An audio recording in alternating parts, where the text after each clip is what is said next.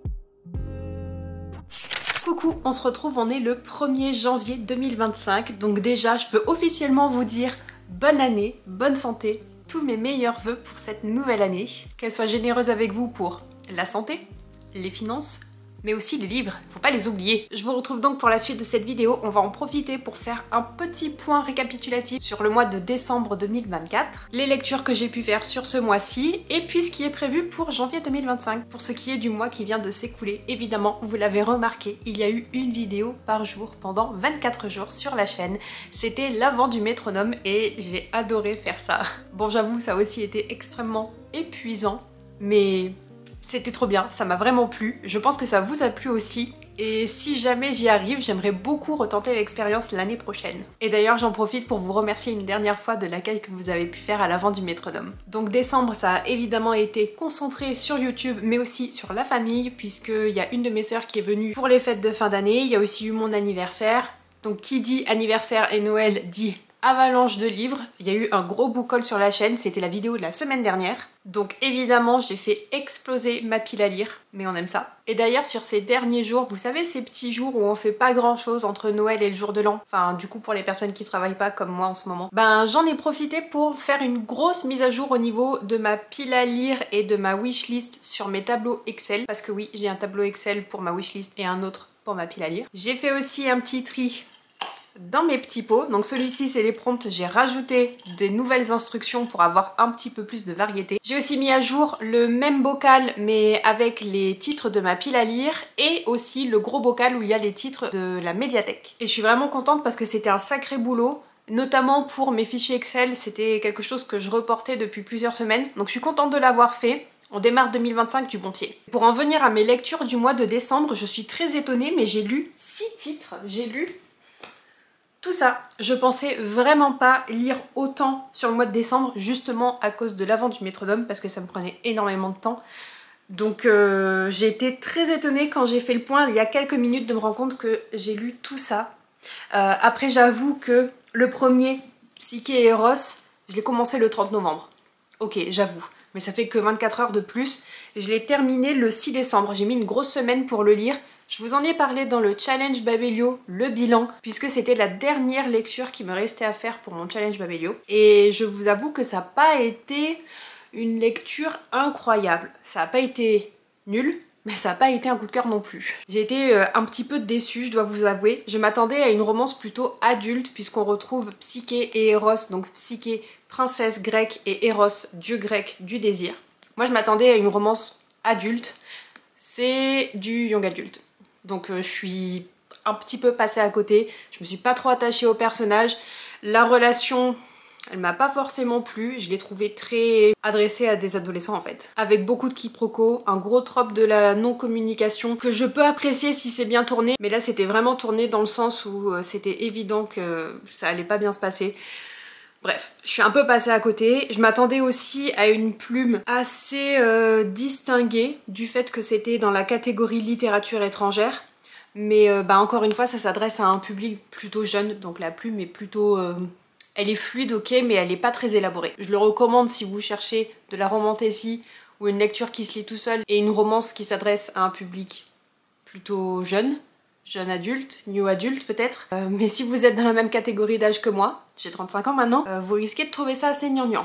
Autrement, j'ai aussi lu La Maison des Mensonges de John Marrs, et si je me souviens bien, c'était le livre pour lequel vous aviez voté dans le précédent book haul, donc la vidéo book haul de septembre et octobre, si je ne me trompe pas. Donc la majorité des votes étaient pour celui-ci, et je l'ai lu, j'ai tenu ma parole, je l'ai lu avant le prochain book haul qui est donc sorti pour vous la semaine dernière, mais moi je l'ai lu en décembre. Et j'ai plutôt bien aimé cette lecture, c'était la première fois que je lisais du John Marrs, même si j'ai un autre titre de lui dans ma bibliothèque. Et dans La Maison des Mensonges, on suit une mère et sa fille qui vivent ensemble dans la même maison. La fille a 35-40 ans et la mère approche des 70. Elles vivent ensemble, oui, mais c'est une relation assez toxique puisque la mère vit au grenier enchaînée et c'est la fille qui la garde prisonnière. Donc on a des chapitres où on suit le point de vue de Maggie, la mère, qui est donc enfermée, et on a d'autres chapitres où on suit le point de vue de Nina, la fille. On a certains chapitres qui sont au présent et d'autres qui sont au passé. Et grâce à ces différentes temporalités, on recolle les morceaux du puzzle. Et j'ai beaucoup aimé la façon dont c'était construit, puisqu'on a beau se poser des questions, entrevoir des réponses ou des éléments de réponse, on a quand même besoin de ces chapitres suivants pour recoller justement les morceaux, avoir une vue d'ensemble, une vue panoramique de ce qui se passe là-dedans, parce que croyez-moi, c'est un peu des barjots. Il n'y en a pas une pour rattraper l'autre. Et donc j'avoue que j'ai plutôt bien aimé ce titre, même si j'ai trouvé que j'avais pas forcément... Alors je pourrais pas dire d'empathie pour les personnages, parce que j'en ai eu, mais j'ai plutôt eu l'impression que... elles étaient pas forcément féminines. J'ai trouvé que même si on creusait la psychologie des personnages, j'avoue que c'était pas aussi bien écrit que si ça avait été une autrice, parce que clairement je sens que c'est un homme qui a écrit ces personnages féminins. J'arrive pas à vous décrire forcément la sensation que j'ai eue, mais j'ai senti que c'était pas aussi bien écrit que si ça avait été une femme. À part ça, j'ai quand même dévoré ce roman et je lirai d'autres titres de l'auteur. J'ai aussi sorti très rapidement un titre de ma pile à lire, un titre que j'ai reçu pour mon anniversaire. C'était Hurlement de Alma Katsu. Regardez-moi, pardon, cette couverture. j'adore. C'est entre autres la raison pour laquelle je l'ai sorti aussi rapidement de la pile à lire. Et aussi parce que le résumé me faisait ultra envie. On est parachuté en 1846-1847 en Amérique et on part pour une traversée du continent avec un convoi de pionniers qui partent donc pour la Californie pour faire fortune, pour changer de vie, pour repartir à zéro. C'est une histoire basée sur des faits réels. On va suivre ce convoi d'environ 90 personnes au départ et qui arrivent en Californie, ils sont moitié moins. Qu'est-ce qui s'est passé? Dans la réalité des choses, on ne sait pas trop, on ne peut que supposer. Mais dans ce livre, Alma Katsu va y donner un gros twist horreur. Pour moi, c'était vraiment prometteur. On partait dans un thriller historique et horrifique. J'adore le mélange des genres et j'adore quand c'est inspiré de faits réels, d'événements réels. Mais j'avoue que j'ai pas accroché du tout. Ça m'a pourtant pas empêché de le terminer. J'étais vraiment pas au point de me dire que j'allais l'abandonner, pas du tout. Mais j'avoue que j'ai du mal à comprendre pourquoi il est apparemment aussi populaire sur Babelio. J'ai pas eu d'attachement aux personnages, j'ai pas eu d'attachement à leurs histoires, j'ai pas eu d'empathie en fait pour eux. J'ai trouvé qu'on avait beaucoup de personnages où on suivait leur point de vue. J'avais la sensation qu'on les suivait un peu trop souvent. Et en même temps, j'apprenais pas grand chose d'eux. C'est vraiment bizarre. Là aussi, c'est un peu construit dans le sens où on a des petites pièces de puzzle un petit peu partout et on réunit tout ça pour avoir une vue d'ensemble. On a parfois des temporalités plusieurs années avant la traversée avec le convoi pour avoir un petit peu un historique du personnage. Mais soit ça arrive trop tard parce qu'on a déjà compris la chose, soit ça n'a pas vraiment de sens. Je sais pas, je suis un peu, pas passée à côté, mais je suis déçue en fait de ce que j'ai lu. Pour vous donner un exemple un peu plus concret, quand on démarre le roman, on est déjà à environ un tiers de la traversée de l'Amérique. Et on nous présente pas les personnages, on nous explique vaguement qu'il y a une partie qui a rejoint le convoi qui était parti d'un point A, mais en fait c'est pas vraiment expliqué, il n'y a pas de détails. C'est un peu pareil pour les éléments d'horreur. Je suis arrivée à la fin du livre et même ça fait plusieurs jours que j'ai terminé cette lecture. Je ne sais toujours pas si c'est de l'horreur fantastique, si c'est parce qu'il y a eu une maladie, si c'est parce que juste l'homme avec un grand H est une créature mauvaise. J'arrive pas, je n'arrive pas à savoir. Je vous avoue que s'il y a des personnes qui ont lu ce titre, j'aimerais bien en discuter avec vous, si possible sur Instagram. N'hésitez pas à m'envoyer carrément un DM parce que j'ai besoin d'en parler en fait avec quelqu'un qui a déjà lu pour pouvoir ne pas forcément spoiler l'histoire. Mais j'ai pas trop compris ce qui s'est passé en fait. Bon, et après cette déception, j'ai décidé de partir sur une valeur sûre et de surcroît de lire le titre que j'avais pioché dans mon reset du mois dernier. Si vous vous souvenez, j'avais tiré un prompt qui me suggérait de continuer une série via un emprunt à la médiathèque. Et le seul qui m'était venu en tête, c'était le tome 2 du Club des amateurs des romans policiers de C.A. Larmer. J'avais lu le tome 1 au mois de novembre, donc le tome 2 a été pioché pour le mois de décembre. Et c'est lu. On est parti sur le crime du SS Orient et ça se passe en huis clos sur un bateau, une réplique du SS Orient qui part pour une traversée entre l'Australie et la Nouvelle-Zélande. Et donc notre club des amateurs des romans policiers se retrouve pour cette traversée et évidemment il va y avoir un crime ou plusieurs et nos détectives en herbe vont mener l'enquête malgré eux. C'était hyper rafraîchissant. Là aussi je l'ai dévoré, je l'ai lu en 2 jours je crois. Pourtant c'est 400 pages mais comme c'est un format qui est semi-poche et en plus franchement c'est écrit quand même assez aéré, ça se dévore. J'aime toujours autant les personnages et surtout les personnages secondaires de notre club des amateurs des romans policiers, à savoir Claire, Missy et Perry. Je les adore. Ils sont assez extravertis, extravagants même, mais je les adore. L'intrigue policière au niveau des crimes, des petits mystères, c'était aussi très sympa. J'ai préféré d'ailleurs cela à celui qu'il y avait dans le premier tome. Je l'ai trouvé plus mystérieux et plus rafraîchissant aussi. Gros bonus pour le fait que ça se passe en huis clos sur un bateau et en plus une réplique d'un navire du 19e siècle. J'étais à fond, je voulais être avec eux sur le bateau. C'était trop bien. Et enfin, dernière chose que j'ai beaucoup appréciée, que je voyais venir et en même temps je me disais ce serait quand même très bizarre que l'autrice prenne cette direction-là. C'est à propos d'une relation qui a commencé à être construite dans le tome 1. Et on a une évolution ici dans le tome 2 qui m'a très étonnée, mais qui m'a très positivement surprise en fait. Évidemment, je peux pas vous le dire, sinon je vous spoilerai, mais j'ai hâte de voir ce qui va se passer dans le tome 3, justement dans cette relation et comment ça va impacter le club des amateurs des romans policiers. Bref, très très bonne lecture. Il me tarde de voir la suite avec le tome 3 et 4. J'espère qu'ils sont dispo à la médiathèque quand même. Et enfin, en décembre, je me suis lancée dans la relecture des tomes 1 et 2 des Accords corrompus de Kelly St. Clair. Donc le tome 1, Rêve de glace, et le tome 2, Rêve d'envol, que j'ai démarré donc au début de cette vidéo. Et pour tout vous avouer, je l'ai terminé hier soir, dans mon lit, à 23h35, le 31 décembre. Parce que oui, j'ai pas réveillonné, je réveillonne jamais de toute façon, j'en ai un petit peu rien à faire. Dans ma famille, on est un peu pareil, donc aucune obligation sociale. C'était très bien, j'ai pu terminer Rêve d'envol, et donc terminer ma relecture des tomes 1 et 2 que je connaissais déjà. Je vais enfin pouvoir me lancer dans le tome 3 et 4 que là je vais découvrir pour terminer cette saga des Accords corrompus. Et je suis vraiment contente de les avoir relus parce que autant bizarrement le tome 1 j'avais beaucoup de souvenirs et le tome 2 il me manquait des éléments quand même assez essentiels. Donc vraiment très très contente de les avoir relus.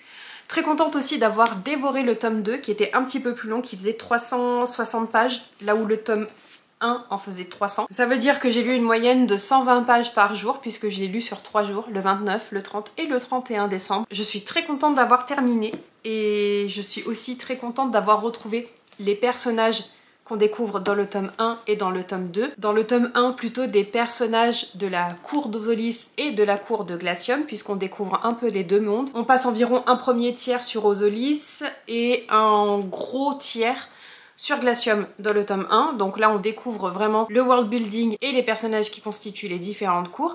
Et dans le tome 2, on est parachuté sur une autre partie de Glacium, donc on approfondit encore plus le world building, on découvre encore plus le monde de Glacium, et notre personnage principal, Olina, princesse d'Ozolis donc, disons qu'elle se retrouve dans les bas-fonds de Glacium, et elle va devoir s'en sortir toute seule. Attention, elle gère, mais elle rencontre d'autres personnages, ici des personnages peu recommandables, mais qui deviennent ses amis. Et j'adore, que ce soit dans le tome 1 ou dans le tome 2, tous les personnages sont hyper attachants. J'adore la façon dont l'autrice crée les relations entre les personnages, ils sont tous, voilà, ils sont tous hyper attachants. J'ai envie de faire amie avec tout le monde. Et j'ai assez hâte de voir ce que nous réservent les tomes 3 et 4. Est-ce que... Oui, je pense qu'on va découvrir plus de choses. Est-ce qu'on va découvrir d'autres personnages ? Je suis pas certaine, je verrai bien. Mais clairement, on va continuer à creuser ce world building, à déterrer des mystères, des révélations, et j'ai trop hâte. Donc voilà, pour le mois de janvier 2025, vous vous doutez bien que je vais au moins sortir le tome 3 de ma pile à lire et enfin le découvrir. La transition est d'ailleurs toute trouvée pour vous parler de mes projets lecture pour janvier 2025, donc ma petite pile à lire non officielle du mois qui arrive. Donc évidemment le tome 3 des Accords corrompus, mais il y a aussi 100 ans de solitude de Gabriel Garcia Marquez qui est notre lecture pour le book club du Music and Books Challenge. Vous pouvez toujours nous rejoindre sur Discord si ça vous tente. Donc un classique de la littérature de ce côté-ci. Et je suis plutôt contente parce que ça veut dire que je vais avancer dans ma pile à lire des classiques. C'est plutôt chouette. Il y aura aussi évidemment le Maxime Chatham que ma sœur m'a amené puisqu'elle part le 12 janvier et elle veut repartir avec sa copie. Ce que je comprends. Donc il faut que je lise avant le 12 janvier Le Coma des Mortels. Et je pense que ça va se lire vite parce que ma mère l'a dévoré et il a l'air hyper prenant. Donc il va pas faire long feu. Et je pense que ce sera ma prochaine lecture puisque j'ai démarré aujourd'hui 1er janvier, Our Wives Under the Sea de Julia Armfield. Je suis à la page 32. J'ai hâte de continuer à le lire et de voir de quoi il en retourne. Pour le prochain titre que je souhaite lire en janvier 2025, eh bien figurez-vous que j'ai découvert il y a quelques jours que 2025 c'était l'année de la mer. Et je vous en ai parlé sur Instagram et je vous ai aussi créé une vidéo short sur YouTube pour vous parler rapidement de ça. Mais donc en 2025, année de la mer, je me suis dit que j'allais justement en profiter pour me lancer un petit challenge et vous inviter à me suivre dans l'aventure si vous le souhaitez, pour lire un livre de littérature maritime, d'histoires qui se passent en mer, sous mer, sur mer, à côté de la mer, bref. Vous voyez un petit peu le topo. Et je me suis dit qu'en janvier, en plus de Our Wives Under the Sea, j'allais aussi peut-être en profiter pour découvrir L'Auberge de la Jamaïque de Daphné du Maurier. Un ajout à ma pile à lire du mois de décembre. Donc en plus, ça me permettrait de sortir un livre de ma pile à lire assez rapidement. Et là aussi, je pense que c'est une lecture plutôt courte. Il fait environ 300 pages, mais en format poche. Donc je peux peut-être le lire assez rapidement. En tout cas, j'espère. Pour celui-ci, ça va se passer à côté de la mer, à côté de l'Atlantique, puisqu'on va suivre Marie, qui est orpheline et pauvre, et qui va aller vivre chez sa tante et son mari, qui tiennent l'auberge de la Jamaïque. Elle aussi, elle va se rendre compte que sa tante, elle a changé de caractère, elle est plus aussi épanouie qu'avant, et elle va creuser un petit peu tout ça. En plus, dans ce roman, on nous promet un paysage de landes et de marais battus par les tempêtes, où subsiste la sauvagerie ancestrale des pirates et des naufrageurs. Donc moi, ça me fait trop envie. Et je pense effectivement que je vais le lire sur ce mois-ci. C'est déjà une bonne petite pile à lire et évidemment je vais essayer de continuer d'avancer dans ma pile à lire de l'hiver et ma pile à lire du Cold Winter Challenge. Mais aussi, comme chaque risette, il est temps de piocher un prompt pour orienter une lecture de janvier, m'inciter à sortir des livres de ma pile à lire ou de la longue liste des livres qui m'intéressent et qui sont dispo à la médiathèque. Donc, j'ai ajouté, comme je vous le disais tout à l'heure, quelques prompts en plus pour varier un petit peu les plaisirs. On va y aller tout de suite. Alors, c'est dans le bon sens. Est-ce que ça fait le focus? Je ne suis pas sûre. Voilà, là ça devrait être mieux. Et je n'arrive pas à lire. Lire un livre en VO. Bon, il n'y a pas trop de challenge parce que... Ok, je l'ai démarré aujourd'hui, mais How Arrives Under the Sea. C'était prévu. Donc je suis un petit peu déçue d'avoir tiré celui-ci. Je pense que je vais en tirer un autre parce que du coup, le challenge est pas trop là, quoi. Donc je vais garder celui-ci sorti et on va faire un autre tirage. C'est bon, il n'y en a qu'un seul. Hop. Alors... Continuer une saga via la médiathèque, décidément. C'est celui que j'ai pioché le mois dernier. Et c'est avec celui-ci que j'avais pris Le Crime du SS Orient. J'avais pas spécialement envie de faire ça. Je pense que je pourrais peut-être prendre du coup le tome 3 du Club des amateurs des romans policiers, mais je vous avoue que j'avais envie de faire un petit peu une pause là-dessus. On va aller voir. Ok, intéressant, le tome 3 n'est pas disponible à la médiathèque. Il n'existe pas chez eux. Donc il va falloir que je trouve autre chose. Déjà, est-ce que j'ai des séries en cours où je pourrais emprunter le tome suivant à la médiathèque? Franchement, je suis pas sûre. On va vérifier ça tout de suite. Je crois que je sais. C'est un petit peu twisté. On va voir. Mais je crois que on va faire ça. Ouais, on va faire ça. Techniquement, il est disponible à la médiathèque, mais je vais pas l'emprunter parce qu'il est aussi disponible dans ma bibliothèque. C'est le 3e tome de La femme de ménage. La femme de ménage voit tout, de Freida McFadden. Donc là aussi, je l'ai reçu sur le mois de décembre. Ça me permettrait aussi de ne pas trop le laisser dans ma pile à lire. Mais en fait, c'est la seule série que j'ai en cours et où je pourrais emprunter le tome suivant. Donc j'ai pas vraiment le choix. Je vais pas l'emprunter parce que je l'ai chez moi. Ce serait idiot. Mais voilà, il n'y a pas d'autre solution pour respecter ce prompt, donc on va y aller avec ça. Ah, ou alors... Attendez, je crois que je dis une bêtise, mais je crois qu'il y a le tome 2 d'Absolu qui est disponible. On va aller voir si je peux l'emprunter rapidement. Oh yes! Alors il existe à la médiathèque et en plus il n'est pas emprunté. Donc ça veut dire que je peux placer tout de suite une réservation et le récupérer rapidement pour le lire. On va faire ça, changement de programme. Je vais continuer Absolu. J'avais lu le tome 1 il y a 1 an et demi et j'aurais dû lire le tome 2 pour mon challenge Babelio, puis je l'ai abandonné parce que j'avais placé une réservation qui n'a pas été disponible pendant des mois et au moment où ça s'est débloqué, j'étais moi-même pas disponible pour venir le chercher. Donc c'était le destin, fallait pas que je le lise à ce moment-là. Mais hop, réservé et retiré. Voilà, réservation enregistrée, le programme donc. Je vais avancer dans ma lecture d'Absolu, une trilogie francophone de dystopie. J'avais beaucoup apprécié le tome 1 et je pense que du coup j'essaierai de trouver sur internet un résumé détaillé du tome 1 parce que ça fait quand même 1 an et demi. J'ai pas forcément envie de le relire mais je sais que j'aurai pas forcément tous les détails en tête non plus. Donc je pense que je vais essayer de faire ça et c'est plutôt cool. Finalement c'est plutôt une bonne idée. Et ça semble être une petite pile à lire assez prometteuse pour le mois de janvier. On aurait donc un livre en VO de ce côté-ci, un livre autour de la mer pour celui-là, un livre à rendre rapidement, donc à prioriser, un titre de littérature sud-américaine et classique de la littérature, et de surcroît un titre pour le book club. Donc on avance ici aussi, un tome 3 sur 4 avec les accords corrompus et un tome 2 sur 3 avec absolu. Donc finalement c'est très bien puisque je vais avancer sur un petit peu tous mes objectifs, lire les classiques de la littérature, lire les titres en VO que j'ai dans ma bibliothèque, avancer et terminer des séries. Parfait. À cette pile à lire là s'ajoutera très certainement le titre que vous allez choisir dans la vidéo book haul qui est donc sortie la semaine dernière. Je vous l'annonce pas tout de suite parce que vous avez encore quelques jours pour commenter et choisir la lecture que vous souhaitez que je priorise. Autrement, je pense que j'ai pensé à vous dire tout ce que j'avais à vous dire. N'hésitez pas à me laisser un commentaire pour me dire ce que vous pensez de la vidéo ou à me laisser un emoji soleil. Et nous on se retrouve la semaine prochaine pour une nouvelle vidéo. Bye!